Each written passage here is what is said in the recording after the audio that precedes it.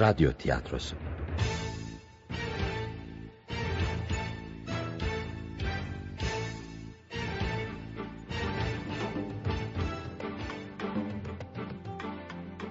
Şöminedeki Katil. Yapım Yönetim Mehmet Köseoğlu. Yazan Larry Quinn.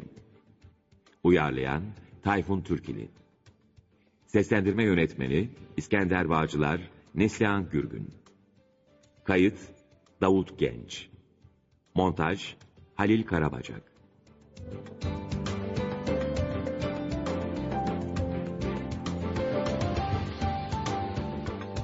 Soğuk bir Şubat günü. Londra şehri. Zenginliği kadar delilikleriyle de ün salmış Hatter ailesinin en yaşlı üyesi Baba York Hatter, kentin limanında ölü olarak bulundu. Ceset tanınmayacak haldeydi. Bir balıkçı gemisinin tayfaları York Hatter'ın cesetini kancalara takarak sahile çıkardılar. Sonra da otopsi için morga götürdüler. York Hatter son yolculuğuna böyle çıka dursun, güvenlik birimleri harekete geçmişti bile.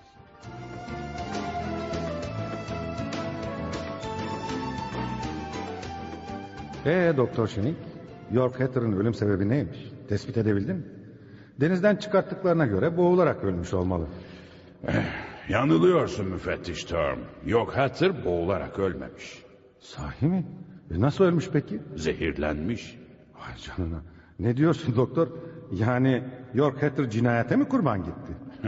Anlamadın bay müfettiş. York Hatter öldürülmemiş. Striknin içerek intihar etmiş. Dur bir dakika doktor.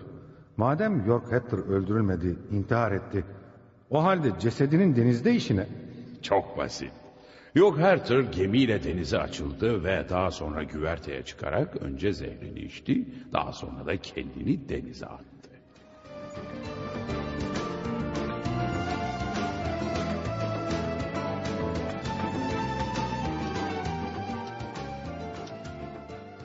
Başınız sağ olsun Bayan Emily. Ölen eşiniz York Hatter değerli bir bilim adamıydı.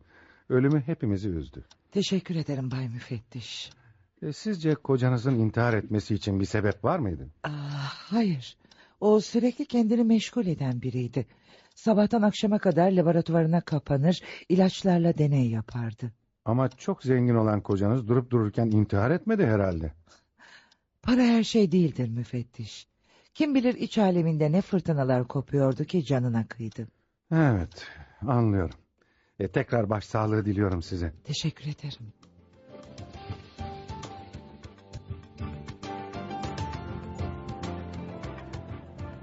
Doktor Merriam, siz Hatter'ların aile doktorusunuz değil mi? Evet öyle müfettiş. York Hatter'ın intiharındaki sır perdesini aydınlatmak istiyorum. Bu konuda bize yardım edebilir misiniz? Nasıl bir yardım müfettiş? Bilmiyorum, bunu siz söyleyeceksiniz. York Hatter'ın sağlık problemleri var mıydı? Ya da psikolojik rahatsızlıkları filan? Bakın müfettiş, prensip olarak hastalarımın hakkında bilgi vermek yanlısı değilim. Biliyorsunuz Hatter'lar İngiltere'nin çok önemli bir ailesidir. Bazı şeylerin basına sızdırılması onlara zarar verebilir. Basına bilgi vermeyeceğimize emin olabilirsiniz doktor.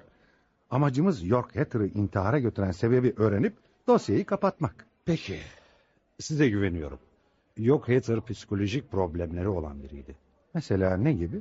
Irsi de olabilir. Adeta kanında delilik mikrobu vardı. Ölme ve öldürme arzusu hisseden, akli dengesi bozuk, çılgın biriydi. Vay canına. Tarihe doğru baktığımızda Hatter erkeklerinin çoğu ya akıl hastanesinde öldüğünü, ya canına kıydığını ya da cinayet işlediğini görüyoruz. İşte öğrendiniz Bay Müfettiş.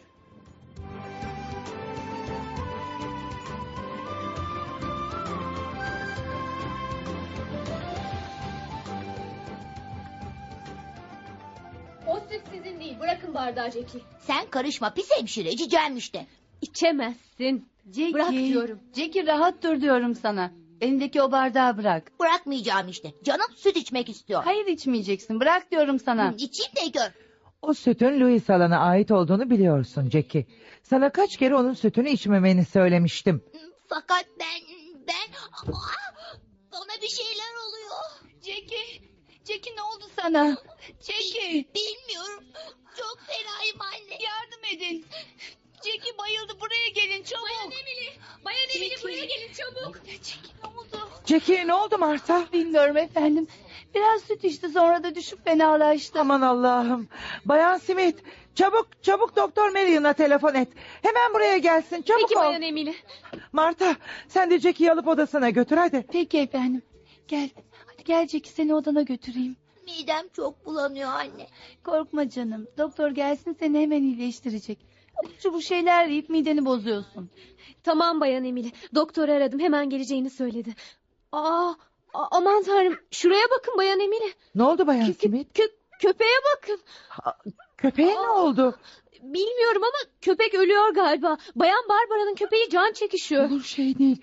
Biraz önce canavar gibiydi. Ne oldu bu hayvana? Bilmiyorum. Küçük Jackie'nin yere döktüğü sütten içtikten sonra böyle oldu galiba. Ne? Sütten mi içti? Evet.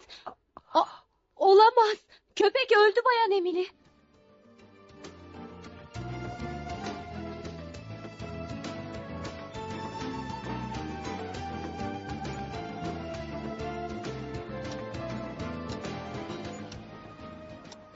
Doktor ne olur söyleyin, Jackie yaşayacak mı? Merak etme Marta, bir şey yok. Midesini yıkadım, birkaç saat sonra eski Jackie olur gene. Çok şükür. Ona bir şey olacak diye öyle korktum ki. Ne oldu da Jackie birdenbire midesini bozdu? Louisa'nın sütünü içtikten sonra olmuş doktor. Sahi mi Bayan Emily? Evet doktor. Jackie 2 yudum almıştı ki birden inleyerek yere düştü. Allah Allah, şu sütü görebilir miyim? Tabii. Marta, süt bardağını getirebilir misin? Tabii. Zaten dibinde az bir şey kalmıştı. Buyurun doktor. Teşekkür ederim Marta. Çok ilginç. Ne oldu doktor? Sütün içinde bir şey mi var yoksa? Evet Bayan Emily. Strychnine. Aman Allah'ım. Zehir ha? Zaten köpeğin halinden anlamıştım. Köpeğe ne oldu? Öldü doktor. Jackie'nin yere döktüğü sütten içmişti. Ya bu çok ciddi bir olay. Kim yaptı bunu? He? Kim yaptı? Zehiri sütün içine kim koydu? Neler oluyor burada? Söyler misiniz? Doktor neden geldi buraya? Marta, oğluma ne oldu? Az önce onu odasında uyurken gördüm. Bilmiyorum Konrad. İçtiği süt dokunmuş galiba. Saçmalama Marta, süt neden dokunsun ki Jackie'ye? Biri sütün içine zehir koymuş Konrad. Evet Anne ya. ne söylediğinin farkında mısın sen? Olamaz. Zehra. Allah'tan Jackie bir iki yudum almış. Ama olan Barbara'nın köpeğine oldu. Benim köpeğime mi? Ay, söyleyin ne oldu Tommy'ye? Yere dökülen sütü içince öldü Barbara. Ne? Tommy zavallı köpeğim. Zavallı miniğim. İnanılır gibi değil. İyi ama kim yapabilir böyle bir şeyi? Kim yapabilir böyle bir alçaklığı anne? Kimin yaptığı belli değil. Ama bunu mutlaka öğreneceğim. Anne lütfen sakin ol. Nasıl sakin olurum? Anlamıyor musunuz? Asıl kurban Jackie değildi, Louisa'ydı. Louisa mı? Bundan emin misiniz Bayan Emily? Elbette. O yumurtalı süt Louisa'nındı doktor. Louisa her gün aynı saatte sütünü içerdi. Bunu bu evde yaşayan herkes bilir. Söyleyin bakalım. İçinizden hanginiz zavallı Louisa'yı zehirlemek istedi? Anne nasıl böyle konuşabiliyorsun? Kim o kör, sağır ve dilsiz kızı öldürmek isteyebilir ki? Lütfen bizleri suçlama anne. Hangimiz böyle bir alçaklığı yapabiliriz? Hanginiz mi? Hepiniz. Hepiniz ondan nefret ediyorsunuz. Fırsat bulsanız bir kaşık suda boğacaksınız o zavallı kızı. Louisa sizin üvey kardeşiniz. Bu yüzden onu sevmiyorsunuz. Bilmiyor muyum sanıyorsunuz sen? Bilmiyor muyum? Jackie'nin açgözlülüğü Louisa'nın hayatını kurtardı. Ama az kalsın Jackie ölecekti. Süte kim zehir kattı? Soruyorum kim? Bayan Emily, rica ederim biraz sakin olun. Fikrinizi öğrenmek istersem sorarım doktor. Siz bu işe burnunuzu sokmayın lütfen. Maalesef burnumu soktum bile. Ne demek istiyorsunuz? Ortada bir cinayete teşebbüs olayı var. Bu yüzden durumu polise bildirmek zorundayım.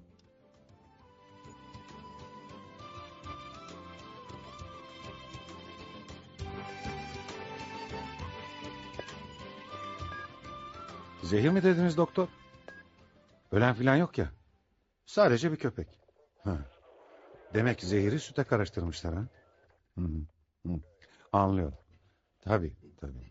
Bildirdiğiniz için teşekkür ederim. Biz gereken tahkikatı yaparız. İyi günler. Bu kadar tembellik yeter dedektif Bruno. Kalk bakalım. Hatter'ların malikanesine gidiyoruz. Bakıyorum o malikaneyi pek sevdiniz müfettiş. Daha geçen hafta oraya intihar eden York Hatter'ın ilgili soruşturma yapmak için gitmemiş miydik? Evet ama bu seferki başka. Ne olmuş? Cinayete teşebbüs. Ne? Cinayete teşebbüs mü? Peki Kim kimi öldürmek istemiş? Kimin bu cinayete teşebbüs ettiği bilinmiyor. Ama birisi süte zehir karıştırmış. Küçük bir çocuk ölümden dönmüş. Bir köpekse ölmüş. Vay canına. Ne malikane be. Ya memleketin en zengin insanları yaşıyor orada. Dostum, delilik parayla değil ki. Hı.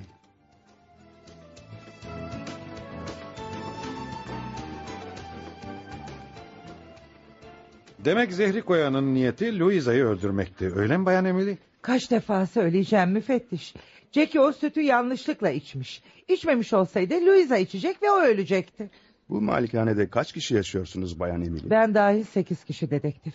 İsimlerini rica edebilir miyim? Bu çok mu gerekli? Eğer katil dışarıdan biri ise gerekli değil tabii. Saçmalamayın. Sokaktaki adam mı malikaneye girecek de sütün içine zehir karıştıracak? Belli ki bunu yapan içimizden biri. O halde evdekilerin isimlerini rica edeyim. Büyük oğlum Konrad, karısı Marta ve 8 yaşındaki oğlu Jackie. Jackie. Evet. Diğerleri? Kızım Barbara ve ilk kocamdan olan kızım Louisa. Louisa. Evet, Hizmetçi başka? Mildred 20 yıldır yanımda çalışır. Bir de hemşire bayan Smith. Hemşirenin işi ne? Louisa'ya bakıyor. Louisa hem kör hem sağır hem de dilsizdir. Yazık. 3 duyudan da yoksunmuş. Peki böyle bir kızı kim öldürmek isteyebilir ki? Hizmetçi, hemşire ve ben hariç herkes isteyebilir. Çünkü mirastan hissedar olduğu için hepsi de nefret ediyor o zavallı kızdan. Peki esrarengiz katil süte koyduğu zehri nereden buldu dersiniz Bayan Emily? Öyle ya, zehir bu. Her yerde satılmaz. Ölen kocam Yorkhatter'ın laboratuvarından almış olabilir. Biliyorsunuz Yorkhatter bilim adamıydı. Laboratuvarında zehir bulundururdu. O halde şu laboratuvarı yakından bir inceleyelim.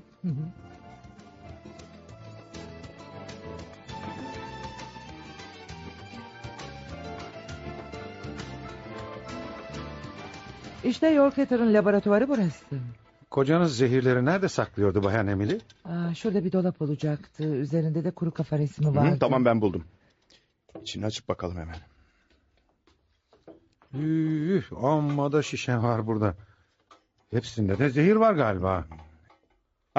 İşte aradığım şeyi buldum. Bakın 2 tane şişe. Üzerinde striknin yazıyor.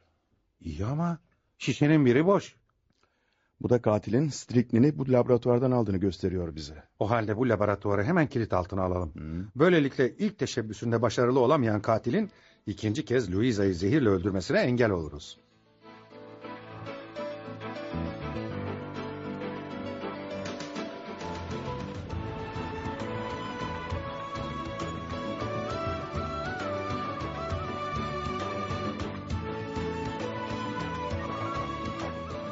Hiçbir şey anlamadım bu işten. Şu ana kadar tek tespitimiz katilin zehri nereden bulduğu.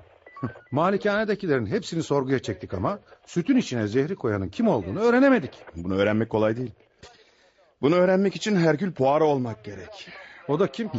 Şu Agatha Christie'nin romanlarındaki pos bıyıklı ufak tefek polis hafiyesi. Hani her türlü karışık cinayet çözen dedektif. Saçmalama. Bu esrarengiz olayı çözmek için roman kahramanına gerek yok. Bu işi ikimiz çözeceğiz. Aslında şüpheliler elimizde. Sadece içlerinden birisini tutuklayacağız. Kimi mesela? Bayan Emily Hatter'ı listeden sil. Evin reisi o. Louisa'ya ne kadar düşkün olduğu ortada. Hizmetçi Mildred'ı da sil. Evin emektarı çünkü. Küçük Jackie'yi de geç. 8 yaşında bir çocuk zehirden filan anlamaz.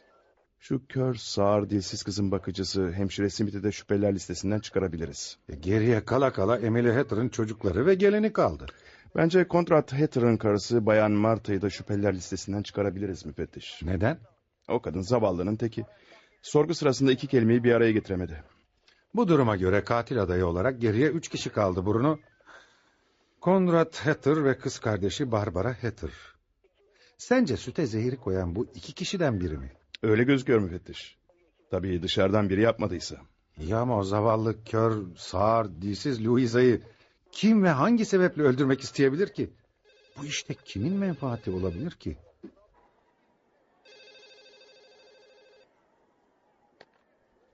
Cinayet masası, ben müfettiş Tum. Müfettiş, ben Konrad Hatter. Tanıdınız mı beni? Emily Hatter'ın büyük oğlu. Evet, tanıdım tabii. Hayrola, bir şey mi oldu Bay Konrad? Dinleyin müfettiş. Çok korkunç bir şey oldu. Sakin olun Bay Konrad. Ne oldu, anlatın. Cinayet müfettiş. Köşkte bir cinayet işlendi. Ne? Cinayet mi? Nasıl anlatacağımı bilemiyorum ama korkunç bir cinayet işlendi. Hemen buraya gelseniz iyi olur. Bir dakika bak Kondrat. Öldürülen kim? Louisa mı? Hayır müfettiş. Belki inanmayacaksınız ama öldürülen Louisa değil. Annem Emily Hatter.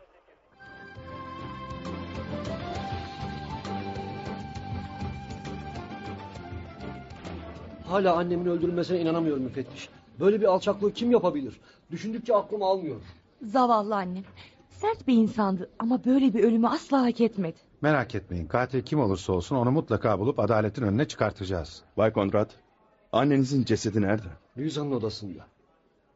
Cesedi kim buldu? Louisa'nın bakıcısı Bayan Smith. O yan odada kalıyor. Sabah 6 sularında Louisa'ya bakmak için odaya girdiğinde annemi ölü olarak bulmuş. Ha, yani anneniz öldürüldüğünde Louisa yanında mıydı? Evet, annem hep Louisa ile yatardı. Ha, peki Louisa ne yapıyormuş o sırada? Yerde baygın bir vaziyette yatıyormuş. Alnında kocaman bir şiş varmış. Doktor Miriam'a göre kız yere düştüğü zaman alnını çarpmış. Annemin öldüğünden haberi var mıydı bilmiyorum. Peki, teşekkür ederiz Bay Konrad.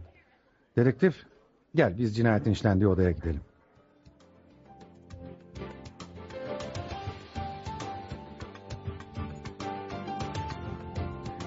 İşte cinayetin işlendiği oda burası. İstersen fazla dolaşmayalım. Hı. İçeride katilin bıraktığı izler olabilir. Haklısın. Bak, yerde ayak izleri var. Evet, hem de çok bariz bir şekilde görülüyor. O yerdeki beyaz toz da ne öyle? Pudraya benziyor, şimdi anlarız. Yanılmamışım. Talk pudrasıymış. Anlaşılan katil kaçarken veya cinayetini işlerken masanın üzerinde duran talk pudrasını düşürmüş ve sonra da bilmeden üzerine basmış. Bu ayak izleri hiç hoşuma gitmedi. Pek göze batacak şekilde bırakılmış gibi. İzlerden anlaşıldığına göre ayakkabının 40 numara ve topuklarının da bir hayli eski olduğu anlaşılıyor. Çavuşa söyleyeyim de malikanedeki bütün ayakkabıları kontrol etsin. Diğer izlerde galiba Louisa'ya ait. Olabilir. Kız yataktan kalkmış, biraz ilerlemiş.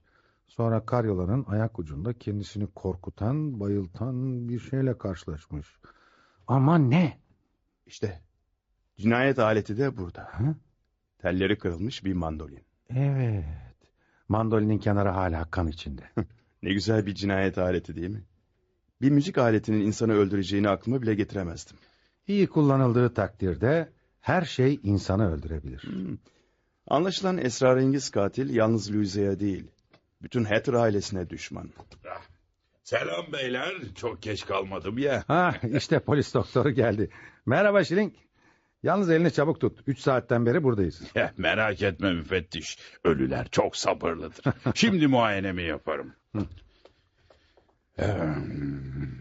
Çok ilginç. Çok ilginç. Ne oldu doktor? Bu kadını mandolin öldürmemiş müfettiş. Hı? Daha doğrusu mandolinle indirilen darbeler kafi derecede kuvvetli değilmiş. Peki ölüm sebebi ne sence?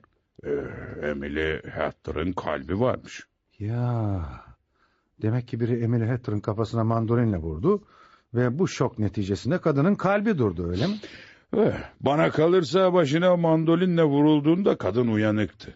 Cesedin gözlerine bakın müfettiş. Bu gözler açık ve dehşet dolu. Sonra çehresinde de çok garip bir ifade var. Ya elleri? Kadın yumruklarını sıkmış. Evet. Bu demektir ki kadın hücuma uğradığında uyanıktı. Mandolin işini anlayamadım. Neticede mandolin kadının kalbinin durmasına sebep olmayabilirdi. Yani katil cinayet işlemeye karar verdiğine göre daha işe yarayacak bir alet seçemez miydi? Orası öyle.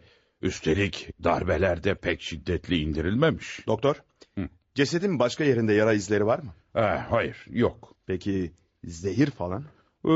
Zehirlenme belirtisi yok ama tabii otopsi yapacağım. Ancak zehir bulabileceğimi de hiç sanmıyorum. Sen gene de otopsi yap. Hatter'lardan birinin gene zehir kullanıp kullanmadığını anlamamız lazım. Ben bu işin içinden çıkamadım. Evvela biri zavallı kör Louisa'yı zehirlemeye kalktı. Ondan sonra da annesini öldürdü. Şuraya bakın. Yatağın altında ne buldum? Ne buldun dedektif? Bir enjektör. İçinde de tortu var. Doktor, bakar mısınız şuna? Tabii bakayım. İlginç. Evet olabilir. Ne olabilir doktor? Zehir. Ama kesin bir şey söyleyemem. Tahlil etmem lazım. Cesette iğne izleri var mı doktor? Yok, hayır, baktım, yok. İyi ama madem cesette iğne izi yok, bu enjektörün burada işi ne? Belki bunun cevabını Louisa verir bize müfettiş. Onunla hemen konuşalım.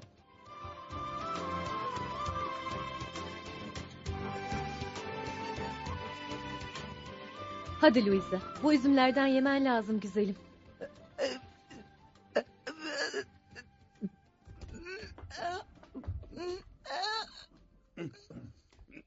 Durun hemşire. O üzümleri Louisa'ya vermeyin. Ay, korkuttunuz beni baylar. Affedersiniz. Ben dedektif Bruno.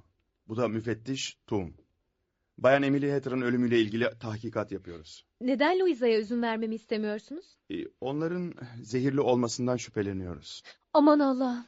Louisa kaç üzüm yedi hemşire? Birkaç tane. Doktor Schilling. Louisa'nın bir şey yok ya. Görünürde her şey iyi gibi. Bir şey yok sanırım. Çok şükür geç kalmamışız. Kör kızın zehirlenmesinden mi korkuyorsunuz baylar? Evet doktor. Bundan eminim. Meyveleri görüyor musunuz? Üzüm, muz ve 3 tane de armut. Hemşire, Louisa hangi meyveleri severdi? Louisa bütün meyveleri sever ama en çok da armudu. Peki, Bayan Emily Hatter hangi meyveleri severdi? O da bu tabakta duran meyvelerden yer miydi? Bazen yerdi. Yalnız Emily Hatter armuttan nefret ederdi. Evdekiler de bunu bilir miydi? Tabii, hepsi bilirdi. Demek Emily Hatter armuttan nefret ederdi ha? O halde bu armutları yakından tetkik etmemiz lazım. Doktor Schilling, bu odadaki bütün meyveleri tahlil eder misiniz? Meyvelerin zehirli olmasından mı kuşkulanıyorsun Bruno? Evet müfettiş.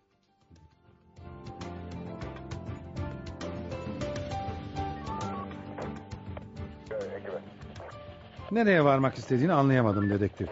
Neden meyvelerin tahlilini istedin ki? Cinayet mandolinle işlenmiş. Hayır. Ben Emily Hatter'ın katilin asıl hedefi olduğunu sanmıyorum. Nasıl yani? Katil Emily Hatter'ı yanlışlıkla mı öldürdü? Eğer meyveler zehirli çıkarsa evet. Yani sence katilin asıl hedefi Louisa mı? Bu sorunuzun cevabını Doktor Schilling bizi aradığı zaman vereceğim.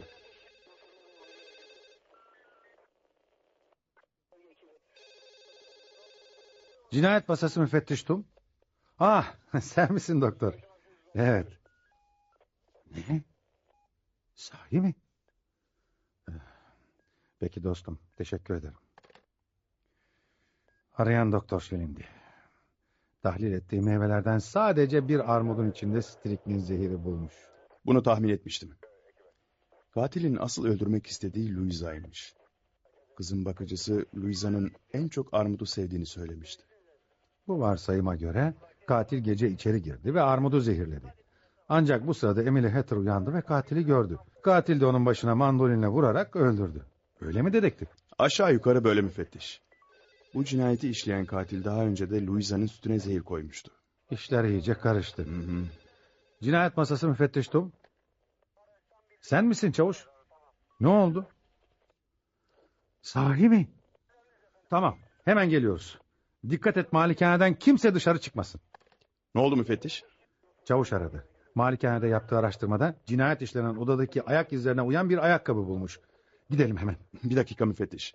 Anlayamadığım bir şey var. Nedir o? Biz laboratuvarı kilitlememiş miydik? Kilitlemiştik.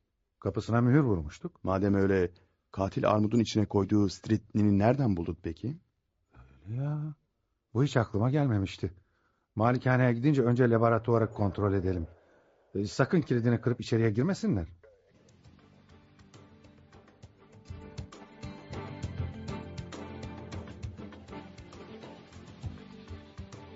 Allah Allah. Laboratuvarın kapısı kilitli, görüyor musun? Evet. Ama açıp içeri girmek zorundayız müfettiş. Katilin striknini buradan alıp almadığını öğrenmenin tek yolu laboratuvardaki eczacı dolabına bakmak. Haklısın. Hadi içeri girelim. İşte açtım. Gel bakalım. Bir dakika müfettiş. Ne oldu? Yerlere baksanıza, bir karış toz. Yerde ayak izi bile yok. Bu durumda biz burayı kilitlediğimizden beri kimse girmemiş içeri. Doğru. İyi ama armudu zehirlemek için kullandığı striknini başka nereden buldu dersin? Şimdi anlarız. Bak. Bu dolapta bir tane striknin şişesi olacaktı. Dolu şişe duruyor mu? Ne yazık ki hayır. Strychnine buradan alınmış. İyi ama nasıl olur? Kapı kilitliydi. İçeride ayak izi de olmadığına göre katil laboratuvara nereden girdi? Sanırım ben nereden girdiğini anladım müfettiş. Sahi mi, nereden? Bacadan. Ne? Bacadan mı? Evet. Bakın bacaya. Laboratuvarın bacası rahatça inilip çıkılabilir. Öyle yapılmış. Vay canına. Doğru. Bacanın içinde çatıya çıkan demir basamaklar bile var. Hemen bacanın yanına bir gözcü koyduracağım. Evet. Şimdi de yukarı çıkıp malikanedekileri sorguya çekelim.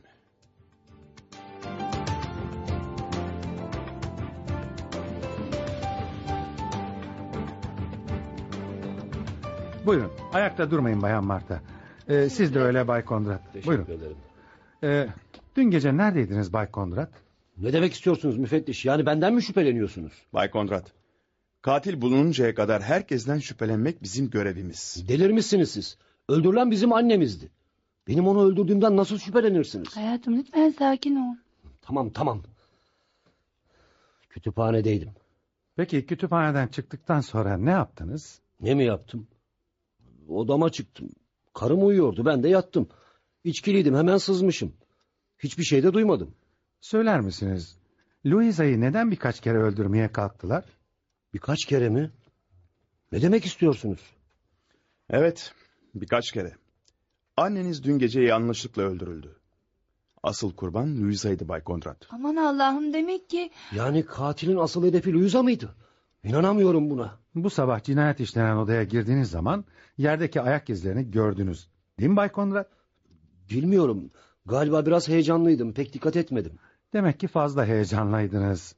Kızdırıyorsunuz beni müfettiş. O izler katilin ayakkabısına aitti Bay Kondrat. Bundan bana ne dedektif? Şimdi anlarsınız. Çavuş! Dolaptaki ayakkabıları çıkart da Bay Kondrat'a göster. Baş üstüne müfettiş.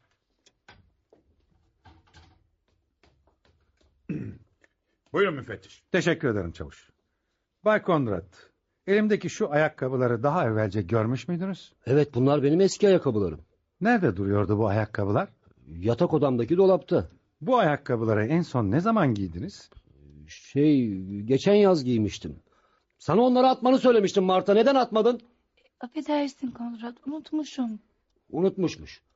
Ama nasıl unutursun Marta? Tartışmayı kesin lütfen. Size bunları neden gösteriyorum biliyor musunuz Bay Kondrat? Çünkü bu ayakkabılar Louisa'nın odasındaki ayak izlerine tamamen uyuyor da ondan. Bana bakın. Ben bu ayakkabıları 1 yıldır giymiyorum.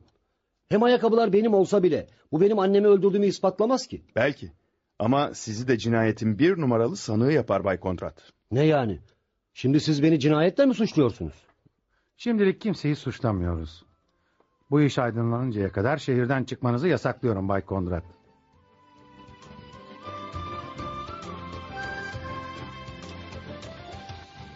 Hemşire, Louisa'nın ifadesini almak istiyoruz. Tabii Bay Müfettiş.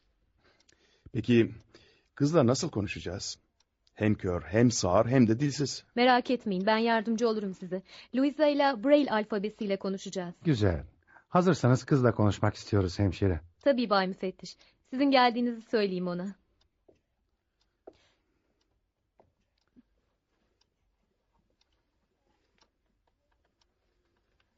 Louisa, hayatım, polisler seninle konuşmak istiyor.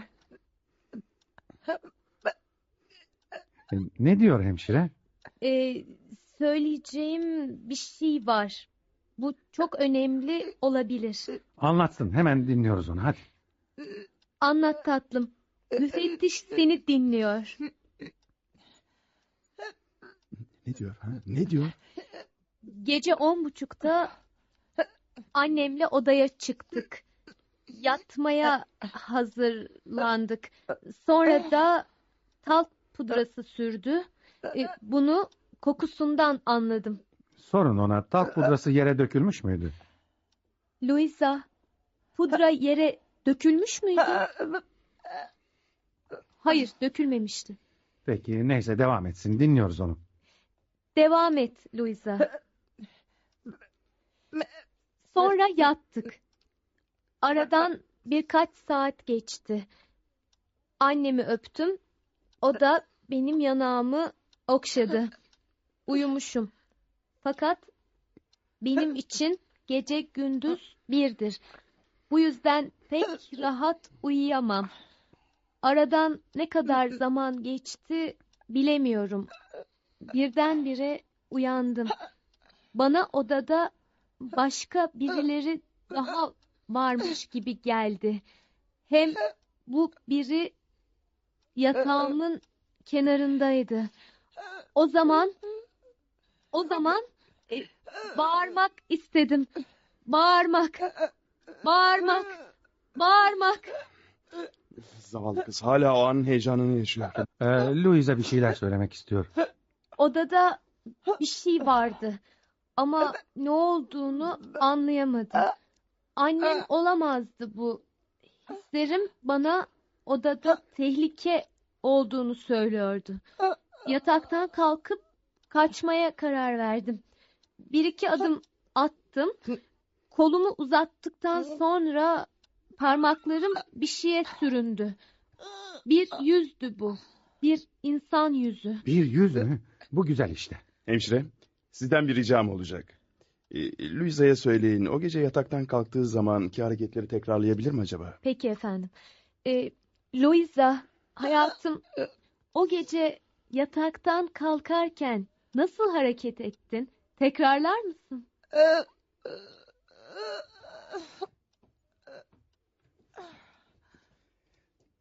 Teşekkür ederim Bayan Smith.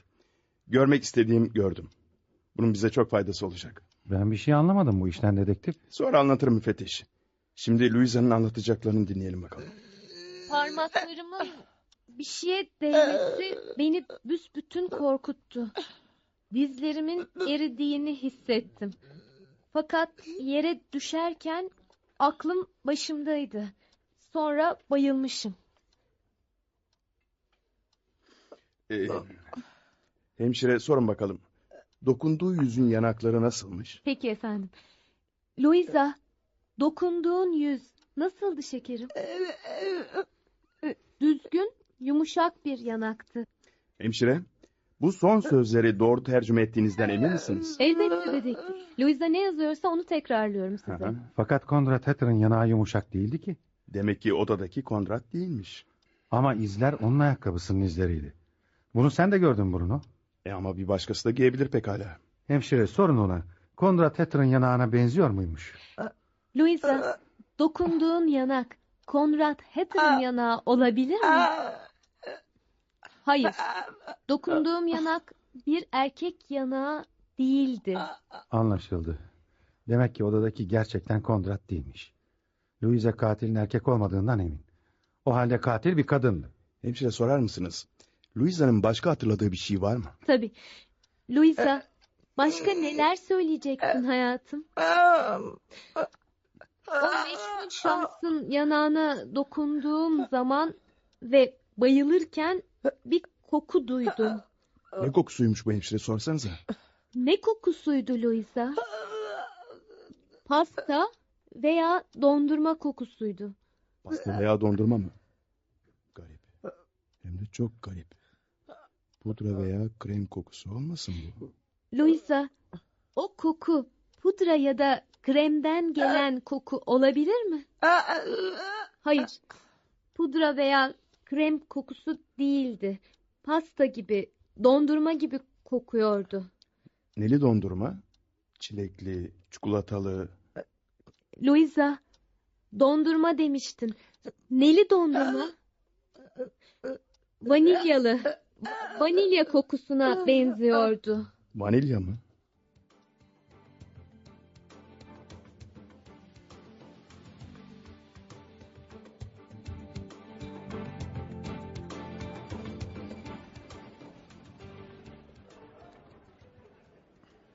Siz benimle cinayet masasına gelmiyor musunuz müfettiş? Hayır dedektif, siz gidin.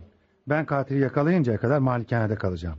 Ev halkı bana bir oda verdi. Bunun ne faydası olacak? Bak dostum, katil Louisa'yı öldürmeyi kafasına koymuş.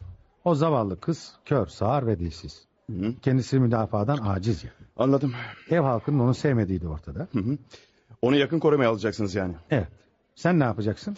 Ben de adli tıpa gidip vanilya kokan ilaçları araştıracağım. Vanilya mı? Bunun katili yakalamamıza ne faydası olacak ki? Bilmiyorum müfettiş. Ama Louisa'yı duydunuz. Katilin vanilya koktuğunu söylemişti.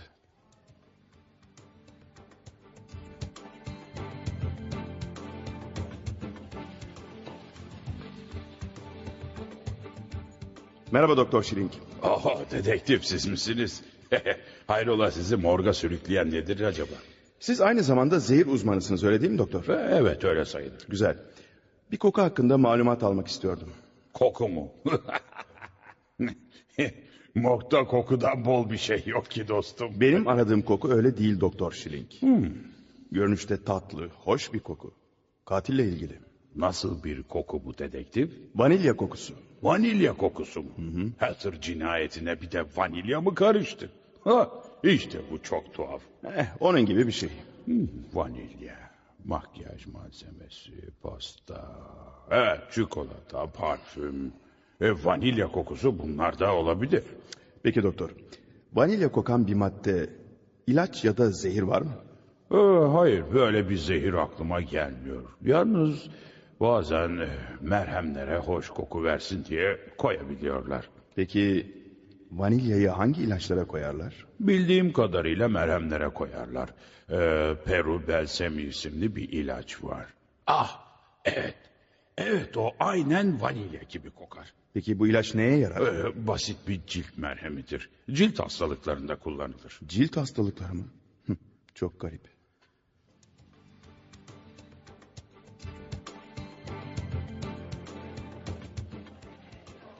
Buyurun dedektif. Doktor Meryem, sizi rahatsız ettim. Öğrenmek istediğim bir şey var. Nedir? Hatter ailesinde cilt hastası biri var mı? Neden sordunuz? Bu cinayeti aydınlatmamız açısından çok önemli efendim. Peki söyleyeyim. York Hatter cilt hastasıydı. Şu zehir içerek hayatına son veren York Hatter mı? Evet, ailede tek cilt hastası oydu. Peki hangi ilacı kullanırdı? Peru Belsemi. Neden sordunuz? Bayan Emily Hatter'ın öldürüldüğü gece Louisa katile dokunduğunu ve onun vanilya koktuğunu söylemişti. Yaptığım araştırmada vanilya kokan tek ilacın Peru Belsemi isimli merhemin olduğunu öğrenmiştim. Ben de bu merhemi kullananın katil olabileceğini düşünmüştüm. Ama bu mümkün değil. York Hatter biliyorsunuz zehir içerek canına kıymıştı. Haklısınız doktor. Ölü bir insanın cinayet işlemesi mümkün değil. Bir şey daha sormak istiyorum. Buyurun. York Hatter laboratuvarında ne gibi deneyler yapıyordu? Bazı hastalıklarla ilgili. Bir de roman yazıyordu. Ne? Roman? Tam ne olarak, romanı? Tam olarak bilmiyorum. Ama bir seferinde onu odasında bir şey yazarken görüp sormuştum. Polis romanı yazıyorum demişti. Bu çok ilginç. Peki bu roman basılmış mıydı? Sanmıyorum. O zamanlar müsvedde halindeydi.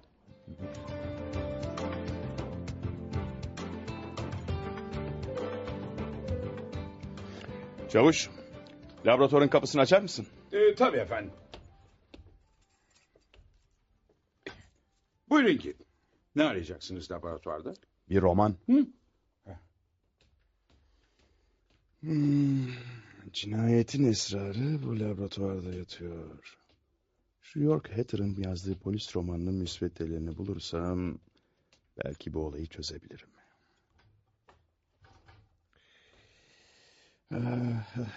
Malikanenin her tarafını araştırdım ama York Hatter'ın müsveddelerini bulamadım. Bu çekmecelerde hiçbir şey yok. Nereye saklamış olabilir acaba? Sakın bacanın içine saklamasın. Bu da ne böyle? Bacanın içinde bir tomar kağıt var. Sanırım romanın müsveddeleri bunlar. Vay canına. Bu bir dosya. Sanırım aradığımı buldum. Şöminedeki katil. Polis romanı. Yazan York Hatter.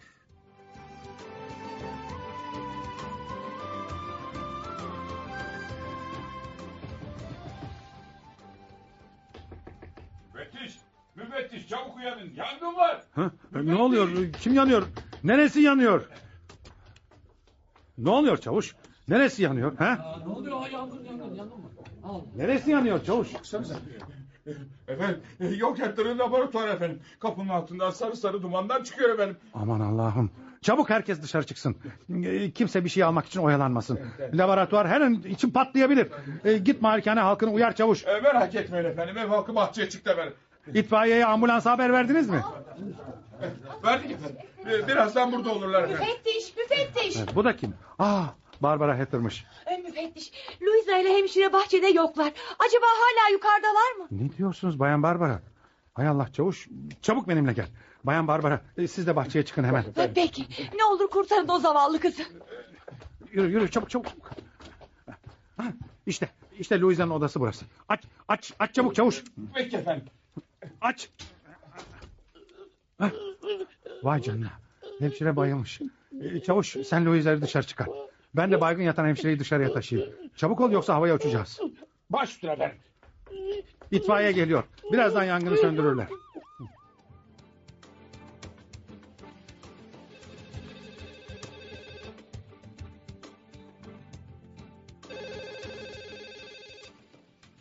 Buyurun.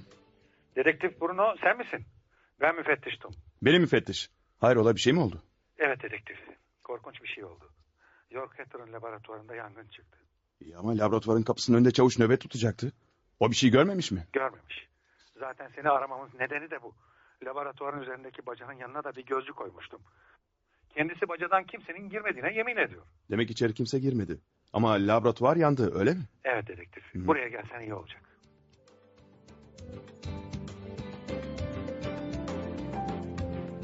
Vay canına.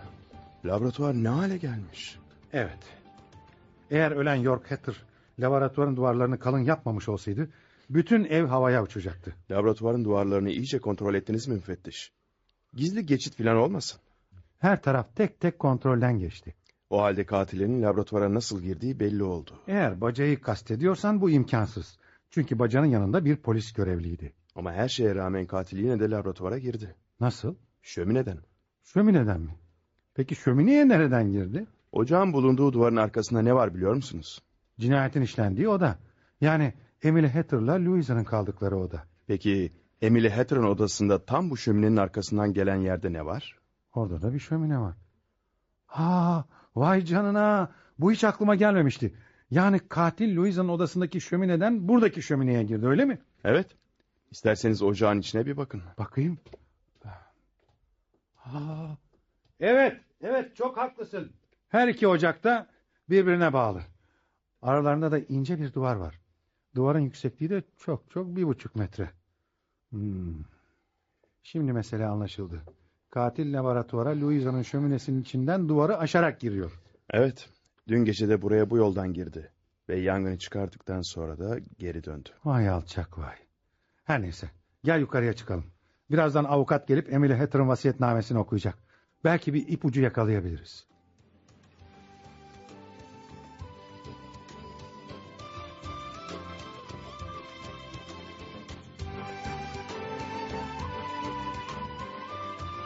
Müteveffa Emily Hatter'ın çocuklarına bıraktığı miras taksimine ne diyorsun? Bence biraz haksızlık etmiş. Kadın servetinin çok büyük bir kısmını Louisa'ya, çok azını da Conrad'a ve Barbara Hatter'a bırakmış. Anlaşılan kör, sağır ve dilsiz kızın geleceğini garanti altına almak için böyle yapmış. Peki bu vasiyetname sana katille ilgili bir ipucu verdi mi? Evet verdi. Sahi mi? Sence katil kim? Yanlış anladın benim müfettiş. İpucu katille ilgili değil, Louisa'nın hayatıyla ilgili. Ne demek istiyorsun dedektif? Çünkü Emily Hatter vasiyetnamesinde Louisa'nın ölümü halinde genç kızın hissesine düşen 1 milyon doların diğer kardeşlerine taksimini istemiş. Sence bu yüzden Louisa'yı öldürebilirler mi? Evet. 1 milyon dolar az para değil. O halde malikanede gerekli tertibatı aldırayım. Bütün katlara 3'er tane polis koyduracağım.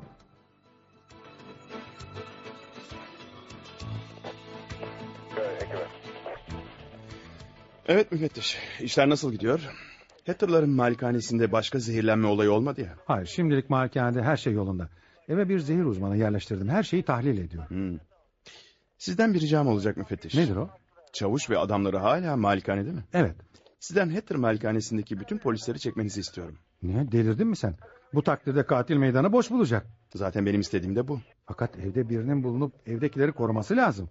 Bu isteğim beni sorumluluk altına sokuyor. Merak etmeyin müfettiş. Evde biri bulunacak. Kim? Ben.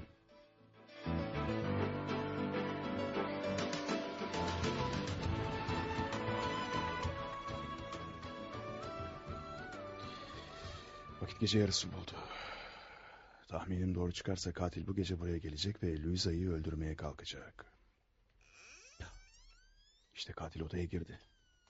Şimdi şömine içine girerek oradan laboratuvara girecek ve York Hatter'ın eczacı dolabından zehir alacak. Yanılmamışım. Şömineye girdi ve laboratuvara gitti. Bekleyelim bakalım.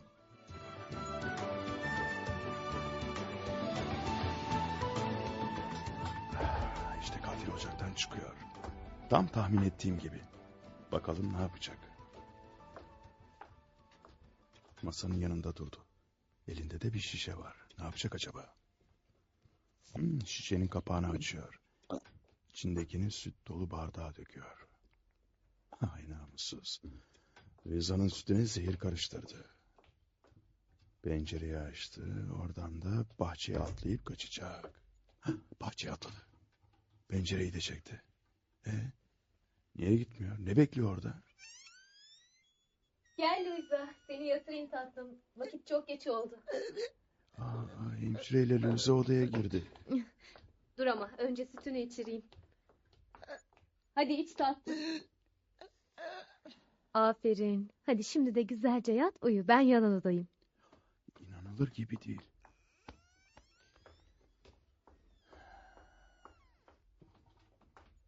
İnanılır gibi değil. Katil pencereden Louisa'nın sütü içişini seyretti. Yüzündeki o şeytani ifadeyi ömrüm boyunca unutamayacağım. İyi ki katilin elindeki zehir dolu şişeyi daha önceden değiştirmiştim.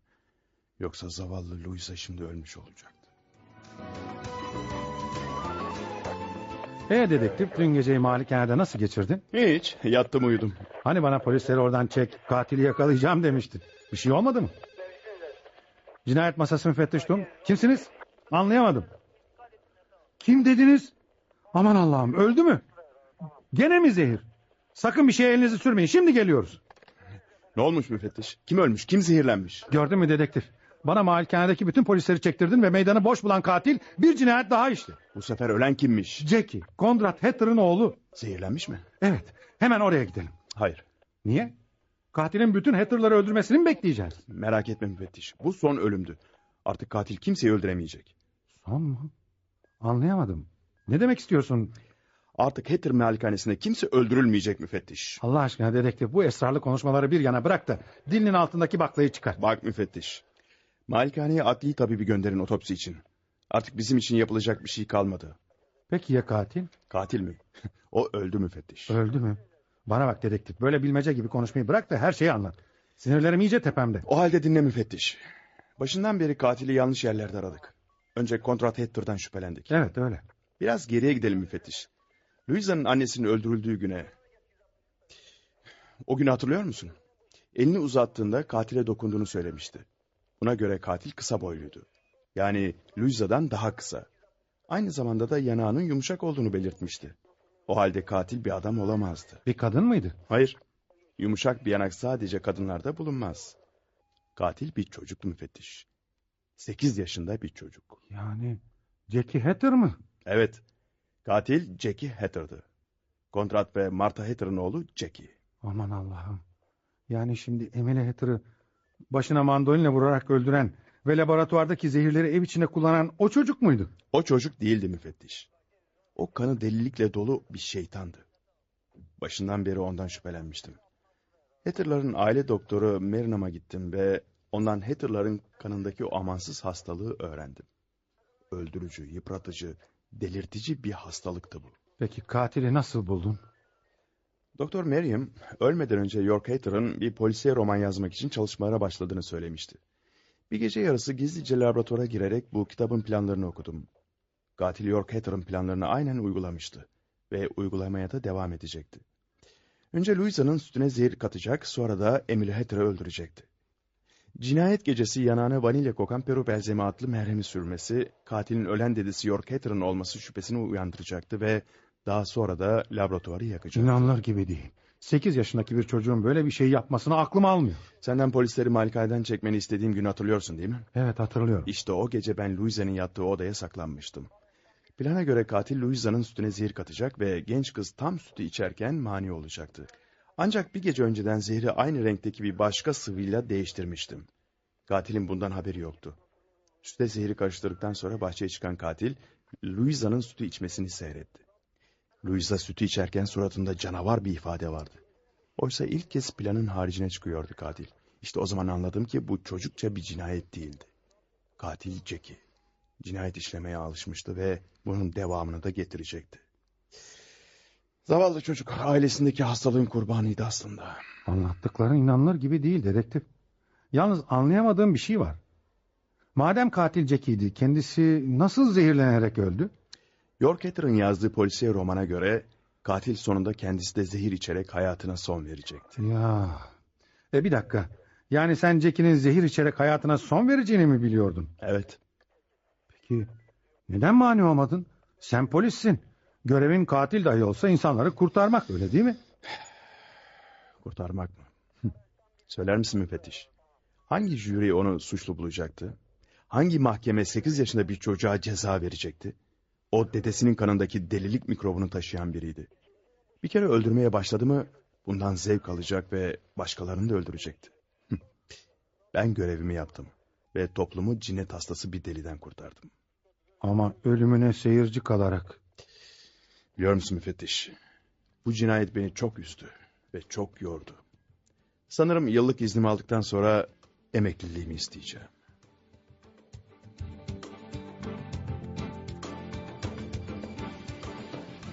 Şöminedeki Katil adlı oyunumuzu dinlediniz. Bir başka oyunda buluşmak üzere, hoşça kalın.